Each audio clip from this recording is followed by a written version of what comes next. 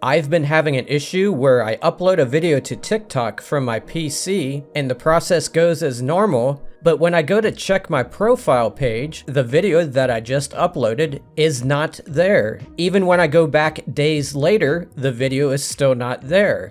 Every video I try to upload on TikTok disappears. I think it's just some kind of bug. But anyway, I figured out a way to resolve this issue. So if you're having the same issue, perhaps my solution will work for you as well. There's really no way to tell, but you might as well try. It's actually pretty simple. When I'm uploading a video, for the when to post section here, instead of selecting now, I select schedule. Whenever I schedule a video for upload, it always goes through and I never have any problems with it. Now, you don't have to schedule it the next day. You can do it as little as 15 minutes into the future if you want to. I have no idea why selecting now doesn't work, but I did run experiments where I tried messing around with the other fields, and this was the only solution that worked. Anyway, I just wanted to capture this moment in case any of you were having the same issue. Take care, everybody.